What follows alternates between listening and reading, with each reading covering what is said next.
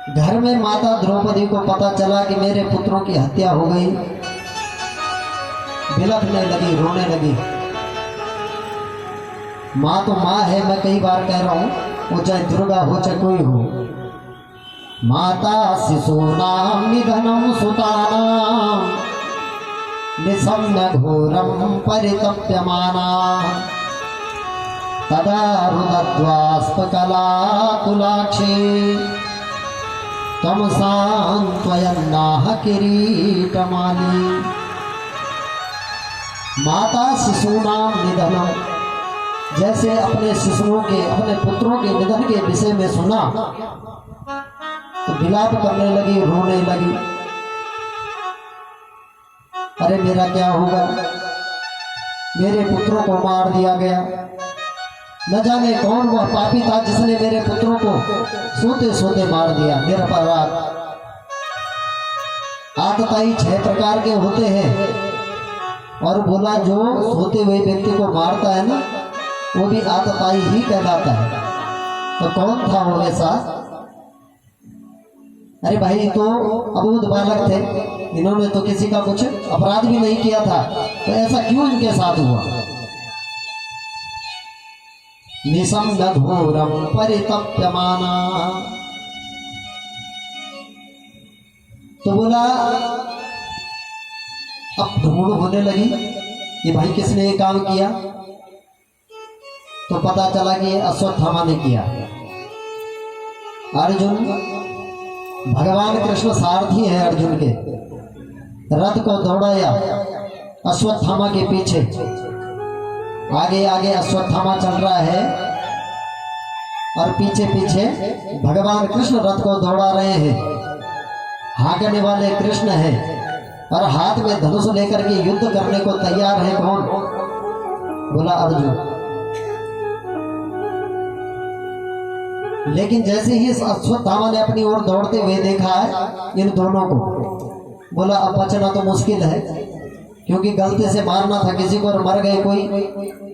ये तो शक्तिशाली, अब शक्ति का तो भान इन्हें पहले ही है। बोला 18 अक्षौहिणी सेना थी जब युद्ध हुआ था, और उसमें से कौरवों के साथ 11 अक्षौहिणी और पांडवों के साथ थी 7। 11 और 7 18।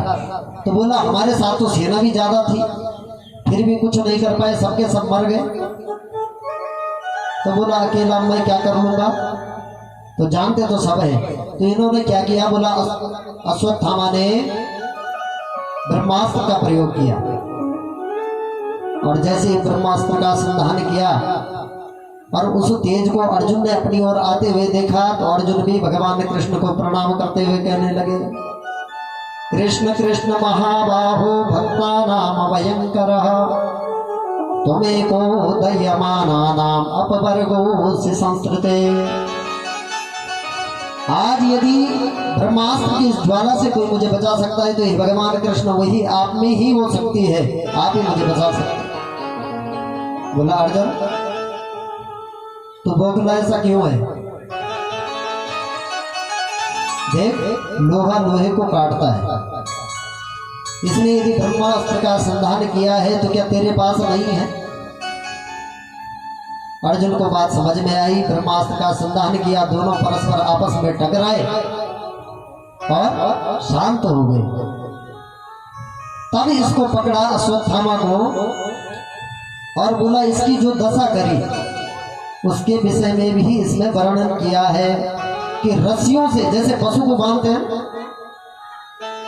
गाय भैंस इत्यादि जो रखते हैं, तो कैसे गले में रस्सी डाल देते हैं। अब बताओ, पशु वैसे पशु चाहते हैं कि हमारे गले में रस्सी हो? पशु भी नहीं चाहते। लेकिन यही दशा जैसे उन पशुओं की होती है अनचाहे, वैसे ही बोला इस मनुष्य की भी कर दी, इस अश्वत्थामा की भी कर ली कि तथा हृतम पशुवत पाशबद्धम अवांग मुखम कर्म जुगुप्सितेन निरीक्ष कृष्णापकृतं गुरुसुतं वाम स्वभावा कृपया नामक।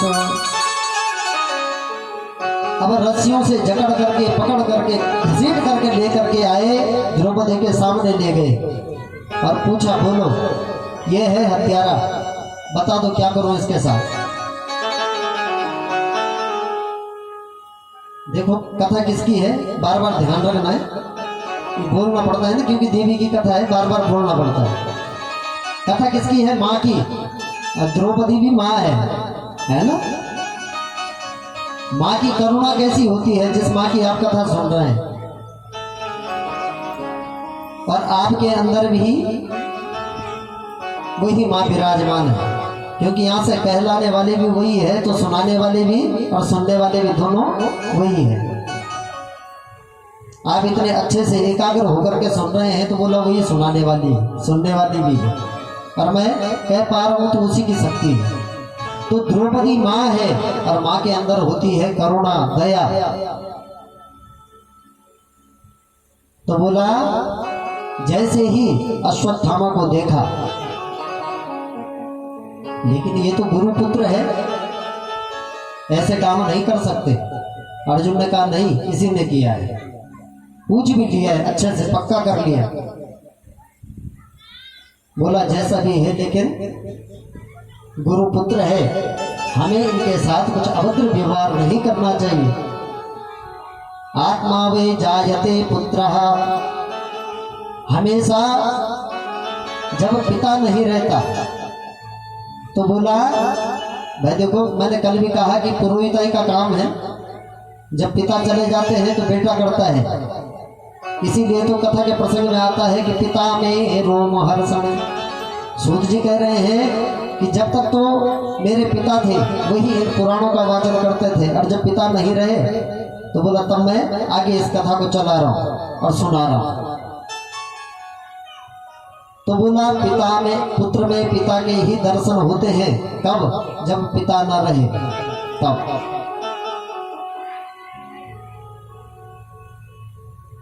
तो द्रौपदी ने देख लिया कि गुरुपुत्र है, जैसा भी है, अपराधी है चाहे कैसा है, लेकिन है तो गुरुपुत्र, इसको छोड़ दो। उवाच चाहनन्त्यस्य बन्धनानयनं सती मुच्यताम ऐसा ब्राह्मणों नितराम गुरु। ब्राह्मणों नितराम गुरु, ये ब्राह्मण है, तुम्हारा गुरु है, ये जो है मारने की योग्य नहीं है, वध के लायक नहीं है, इसलिए तुम छोड़ दो। क्यों छोड़ दो? लेकिन अर्जुन है कि क्रोध में छोड़ने को तैयार नहीं है, और जैसे ही हाथ में धनुष तो था ही, और बाण खींचने लगे तर्कस से, तो ऐसे ही द्रौपदी फिर से बोल पड़ी। बोला ये धनुष बाण की विद्या, ये धनुष जिस पर चला रहे हो ना, पहले एक बार सोच भी लो, किसने ये विद्या सिखाई तुम्हें? सरहस्यो धनुर्वेद सविसर्गोपसंयमः अस्त्रग्रामाश्च भवता शिक्षितो यद अनुग्रह भवतः शिक्षितो, जिनके अनुग्रह से आप सीखे हैं क्या? बोले ये रहस्य धनुर्वेद के, धनुष को चलाना सीखा, अस्त्रों को चलाना सीखा, शस्त्रों को चलाना सीखा। बोला उन गुरु को याद करो, तब शायद तुम्हारे हाथ कांपेंगे गुरुपुत्र को मारने के लिए।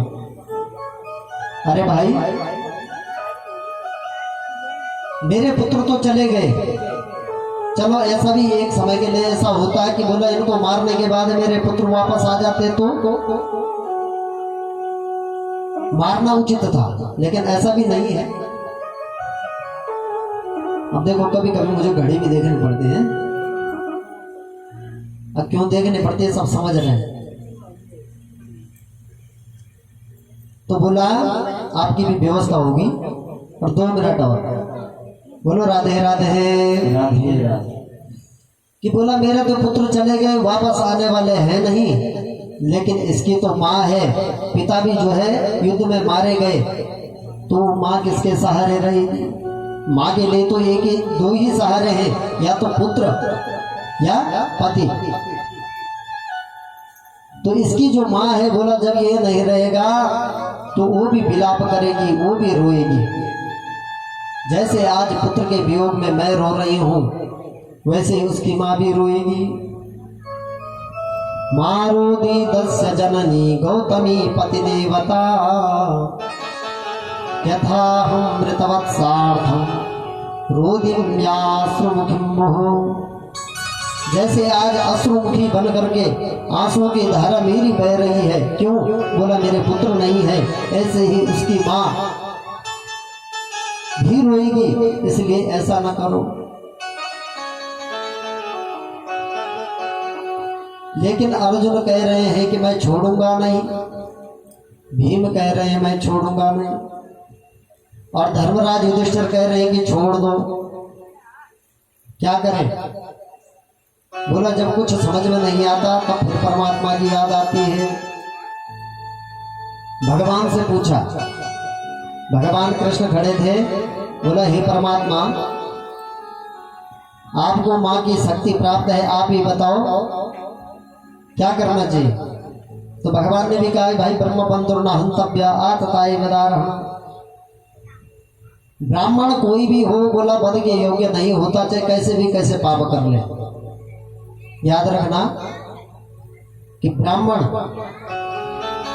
कोई कैसा भी मिल जाए, बोला उसको मारना नहीं चाहिए, और मारना पहले तो तू जुबान नहीं बोलना चाहिए। जैसे कोई ब्राह्मण है, भले ही देख लो एक बार तुम्हारे घर में कोई आ भी गया तो बोला आपको अगर अच्छा नहीं लगा, उचित ब्राह्मण नहीं लगा, अपने अनुकूल नहीं लगा, तो उसको कुछ नहीं बोलना चाहिए, उसका दिल नहीं दुखाना चाहिए, क्योंकि ये गलती उस ब्राह्मण की है कि आपकी है। बताओ, अगर माना आपके घर में पूजा करने के लिए कोई ऐसे ब्राह्मण आ जाते हैं कि जो पूजा करना भी नहीं जानते या कुछ नहीं जानते, तो बोला तुम बोलने लग जाओ, अब बन जाओ दादी और दादा किसके? उस ब्राह्मण के। तो बोला तुम कुछ नहीं जानते और हम सब कुछ जानते हैं, हम तो कराते रहते हैं। तो बोला ऐसा नहीं करना चाहिए, गलती हमारी है, परीक्षा यदि लेनी है तो बोला लाने से पहले लो, लाने के बाद ये तुम्हारा फिर वो नहीं है, धर्म नहीं है कि बाद में तुम परीक्षा करो या कुछ बोलो। हाँ भाई आगे न बुलाओ वो बात अलग है, लेकिन ब्राह्मण अपने घर में कभी आए तो बोला उसको अपमान नहीं करना चाहिए, तिरस्कार नहीं करना चाहिए, उसकी पूजा करनी चाहिए। तो ब्रह्मबंधुर्न हंतव्य आतताई वदारः। आतताई कोई भी हो, बोला उसको छोड़ना नहीं चाहिए, उसको मार देना चाहिए।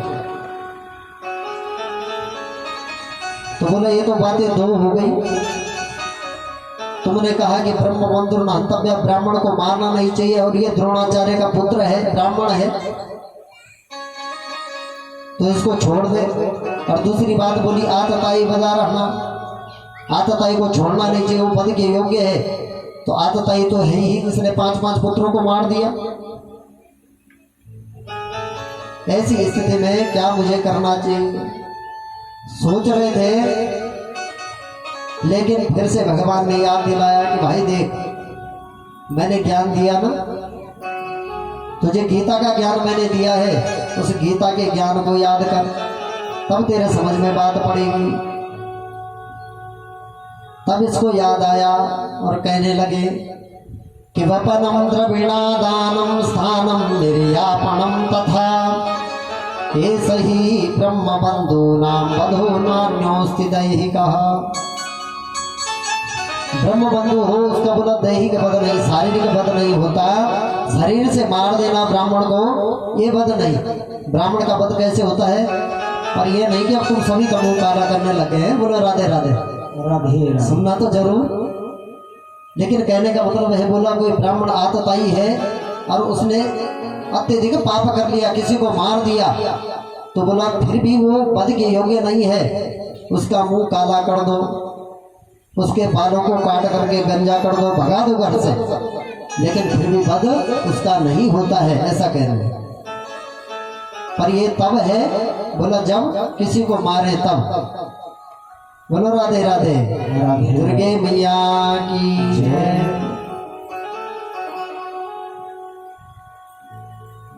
तो इस प्रकार से इन्होंने अश्वत्थामा को इनका तिरस्कार करके, अपमान करके अपने घर से भगा दिया।